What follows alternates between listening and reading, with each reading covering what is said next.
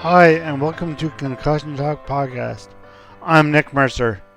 Please visit my website at www.concussiontalk.com and consider supporting Concussion Talk on Patreon at www.patreon.com/concussion talk.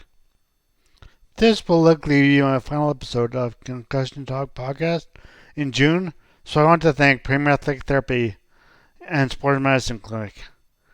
You can visit them online at www.premierathletictherapy.com. And if you're in the St. John's area, you can call or book an appointment for athletic therapy, kinesiology, or massage online. And now on with episode 44 of Concussion Talk Podcast. I'm talking to Shannon Busta, who is a digital journalist. And Shannon, can you tell us what you were about, your concussion, like how did it happen, where was it, just the general fact of where it was and what happened and when. So Yeah, absolutely. I was at our curling rink in the fall of 2017, and every time I say that my concussion happened at a curling rink, my friends assume that the accident happened on the ice, but it was far more simple than that. I just sat in a chair to lace up my curling shoes, and when I leaned back in the chair, a table had been pushed over the top of the backrest, and so I just kind of clocked the back of my head. But it wasn't anything extraordinary, you know. It wasn't a crazy impact. I said that was embarrassing and tied up my shoes and went out and played 5 ends of curling. I had never had a concussion before, so it actually had never even occurred to me that I may have contracted a concussion in that moment. But for 3 days, I went to work, I went to the gym, I rode my bike, and I started feeling progressively worse, symptoms I was not used to, confusion, headache. And then I went to my doctor's 3 days later, and he told me that I was concussed and I needed to take a week off work and do nothing. And that was the beginning of an 18-month journey. yeah, I was going to ask you actually when you decided that you needed to go to see a doctor, but you said just after the 3 day. Oh, and I should note first of all, you are a digital. Did I say that? A digital journalist. Yep, yeah, I And think you you wrote said the that. article for the this article is called "How." What's it called again? How my concussion. Changed my I got relationship with that with success. success. Yes. How I got it right here actually. Jeez, indeed. Okay. How my concussion changed my relationship with success. Anyway, yeah. So you were saying that you went to the doctor after 3 days. Is there one thing that really said? Oh, you said yourself one symptom that you thought I should see a doctor, or was it just that they were Um, still there and you're still not feeling right, as they say? there were a few things. I was having trouble remembering a few of my colleagues' names, like people that I have worked with for 8 years. I was struggling to recall their name. Like it was on the tip of my tongue, but I couldn't figure it out. And then I was also having a really hard time with the lights at the office. Oh, I've never had sensitivity to light in my life before. mm, But at the time I was working at the Globe and Mail, and beautiful, brand new, modern office, and just as bright as you could get it, you know? And I was yeah, having a really hard time um, being in that space. And actually, then one of my colleagues who's um, been, you know, playing on team sports since she was a kid and has had a few concussions, she kind of became aware of how I was feeling, and it was actually on her recommendation oh that I yeah, went to the doctor. yeah. It's a good thing is used there. Seriously. So what symptoms did you find lasted a long time that were Yeah. beyond? But I mean, you measured said that light sensitivity, but you mentioned earlier that smell and sound. Yeah, those were really the I find worst sound ones. myself actually. Oh, yeah, just like awful. Um, I feel like my concussion, and probably most people's concussions, my symptoms exist on this spectrum from like good or like just aware of them to very bad. And I, when I start pushing myself too hard and my symptoms start moving into the like more dangerous zone of just being completely incapacitated, that's when I start getting sensitivity to sound and sensitivity to smell. And it's so powerful. Like, there's nothing worse than the smell of a cigarette to me I don't have if I'm having a sensitive bad day. I don't have sensitive smell. Well, actually, I do now, I guess. Chemo treatment, that's different. But chemo, but that's different than concussion stuff. But yeah, but so that's just cigarette smoke is one that really gets you. Secondhand smoke, or like if my partner, if he's cooking in the kitchen and I'm having a really bad day, it can be very challenging for me. And these things often lead to feelings of like aggravation or irritation, which, you know, you need to be aware of so that so it doesn't come out on the people that you love, right? Yeah, yeah. So luckily for you now, it's not your bread does not trigger that, does it? Yeah, actually. Or certain types of bread do? No, bread is amazing. Bread has just been like this. It's always been an incredible part of my life. Like, my dad spent a good chunk of his young adult years living in France. So as a result, we've always had baguettes in my house. Yeah. And I've always cooked, but I never cooked bread. And then when I hit my head and I really felt like I wasn't being productive at all, because I was, I ended up being completely off work for over 6 months. And during that time, I felt like I really needed to accomplish something every day just for my mental health. Yeah. And I lead a pretty busy life. And so having to really hit the brakes was very emotionally hard for me. And so baking bread became one of the ways that I made myself feel better. And luckily the smell did not bother me. And I think my partner and I and my family all collectively gained some weight during that time because I was making a lot of bread. And there's nothing quite like fresh bread out of the oven, just like with butter all over it, or olive oil. Yeah. I could eat it for days. Yeah, of course, me too. Yeah. So you mentioned you were off work for 6 months, and when did you start going back full time? I did a graduated return to work. So it would have been about a year ago. A year ago, I started going back. First 1 day a week, and then 2 days a week, and then 3 days a week, up until 5 days a week. I think it took 2 months to get me back to 5 days a week. Okay. And I worked from home a couple of days a week as well as like, so 3 days a week in the office and 2 days at home? Yeah. And you have been working 5 days a week fully in the office when you went back? I have been like in the last half year or so. Often I'll be in the office 5 days a week, but it's always just nice to have 1 day a week from home. Not to have to go down into downtown Toronto. I don't mind that. Yeah. But I found when I did return to work, one of the symptoms that I battled a bit was I used to get quite motion sick on the streetcar going into the office. And what about the subway or the car, or just regular car? I find the subway's fine, but it's the streetcar and the buses, they kill me. And so, and I was a bit too nervous to get back on my bike right away. I usually ride to work, but I don't know, a concussion makes you, I think, a bit more risk averse, right? And your balance wasn't all that great either. Yeah, so that first summer was really hard going into the office via public transportation. And that's one of the main reasons that I tried to work from home a couple days a week, just to avoid that beginning and ending my day feeling like crap. Right.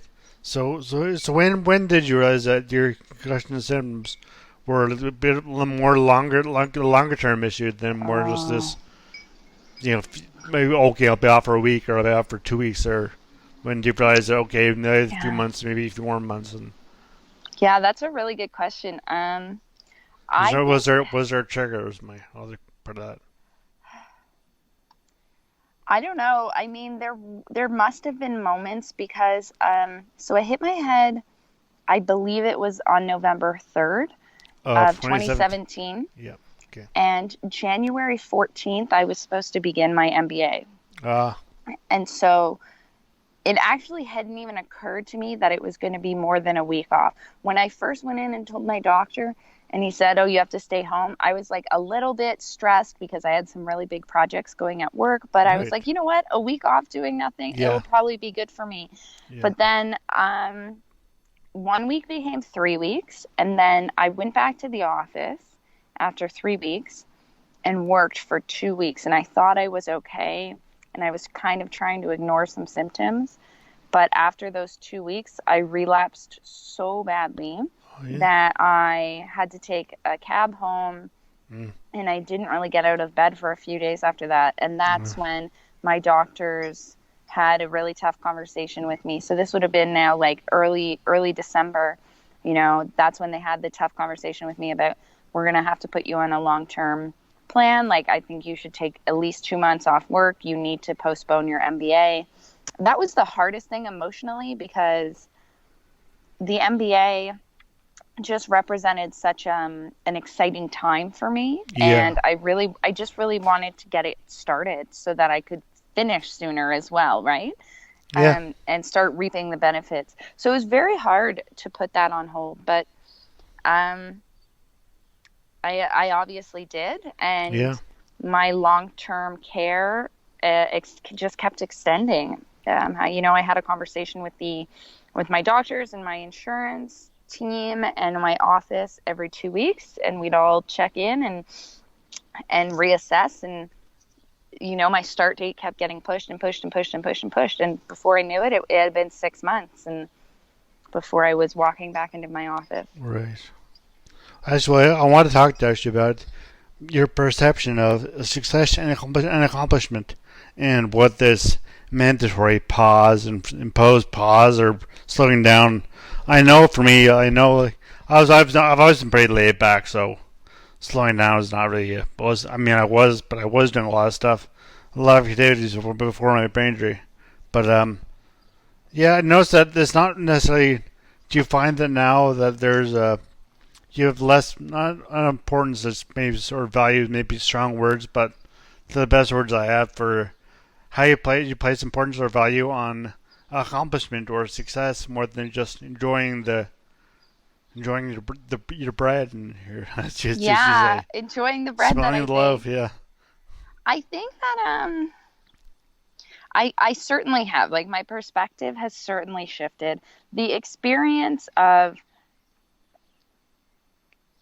being home for 6 months and becoming weirdly obsessed with getting better at baking bread, and many other things. Like, our house was unbelievably spotless just because I needed to do something every day. All Yeah, of you these mentioned Marie Kondo at your condo yeah, or your house, but I don't even know what I know what that's in that vaccination. I don't even know what that is. Marie Kondo. so What does Marie that mean? Marie Kondo is basically this woman, this incredible woman who goes into people's homes and helps them organize their house. But Tell it's my like mom about this. absurdly organized. It's almost beyond reason. And It's on so I Netflix. did that.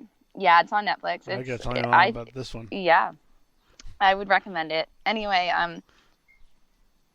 at some point I realized, like, why am I not okay with just being like, why can't I just be patient with this process? Why do I have to always throw my energies into producing something or improving something? And I think that's one of my best traits for sure. Yeah. So I'm not saying I want it to go away, but the experience made me more aware of it, and helped me slow down, helped me appreciate the value of the now, and of Yeah. living in the moment, and of enjoying, you know, instead of thinking how this bread could be better, enjoying it and Yeah. appreciating that I didn't know how to make bread 2 months ago, and now I make incredible bread. I really wasn't very good at that, at reflecting on the accomplishments that had already been made. And I'm still struggling with it. I'm always looking. I'm starting a new job next week. And instead of Yeah. really enjoying the fact that I am Have week going to off. work at an incredible, or that even just like that I successfully interviewed over the course of 2 months for a Yeah. job that is my dream job, Yeah. I'm not even really living in that joy anymore. I'm already projecting out to the future to be like, okay, what's my first 90 days going to look Yeah. like, you know? So it's always a work in progress, but the experience in short just made me aware of this side of me. And so now that's a project that I'm constantly working on, just living in the now and enjoying the benefits of hard work done rather than always looking forward. Yeah, no, I think that's important to know. You know, like I was thinking, speed is never. I mean, I was first thing I always wanted to challenge myself, and my brain just definitely put a pause on that or a different. I had to take a different perspective.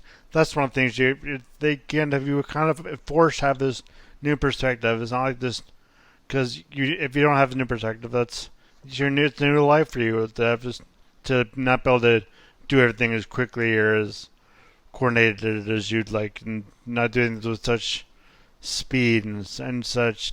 I don't know, not me in an organization because that helps me a lot. Actually, being organized helps me a lot. But yeah, the speed and you don't have the same perspective as you used to, and everything has slowed down by even if maybe it is by force, but it's slowed down anyway. So that's Yeah, I definitely appreciate the value of taking breaks now as yeah, well. I had never been the kind of person in the past who would take a break. I didn't see how it would benefit me. To be perfectly honest, it was more I saw breaks more as why would I why would I intentionally choose to pause my momentum? yeah, You yeah, know. But now, absolutely, if I don't get up from my desk and go for a walk every couple of hours, I yeah. can easily find myself feeling symptomatic. Yeah, like, with our society, even you, I know I used to push like I always had to push myself, or I always have to challenge myself, and that doesn't mean you can't take a break. You need breaks. I mean, just so you're Absolutely. telling yourself or pushing yourself doesn't mean you're not resting and taking care of your body, and that's one thing, or taking care of your mind too, as well. And that's one thing I think that's often overlooked. But you said you mentioned in your article even about this the whole idea of this always having the momentum and what's the other one? Accomplishment. Accomplishment, yes, exactly, in Yeah. society. But you know, it's not obviously something we're going to tackle. It's just as you said, not something we're going to tackle in the article. Not something we want to tackle here either. But yeah, I think just the idea of just appreciating, not even appreciating. That's right, two-letter word. Enjoying where you are, and enjoying Yeah. because appreciating is just recognizing it and just moving on. But I think enjoying takes more time, more concentration, to or focus to just really realize that where you are is a good place, and just because you're not where you were, where you thought you'd be, where you originally wanted to be, is not really not even like a doesn't matter. Doesn't have an effect on your life now. Absolutely. So cool. Hmm. Yeah, it's great. Well, so anything else you'd like to mention about your Um, about concussion? my experience, Your I experience, think yeah. I think my number one lesson from my concussion really was just how important good medical help is when it comes to any kind of brain trauma. Yeah. So when I first went to check in with my doctor after those first 3 days after I hit my head, um, he told me I should go home and lie in a dark room and do nothing until the headache goes away. And he's an incredible man, an incredible doctor, but he also delivered me, and so he is about to retire. So Oh, his understanding of effective concussion treatment, to be perfectly frank, isn't in keeping with modern understandings of concussion best practices. And yeah. so they got me into the Neurology Center of Toronto, I believe it's called, where Dr. Evan Lewis, he's a neurologist there who specializes in concussion recovery for athletes.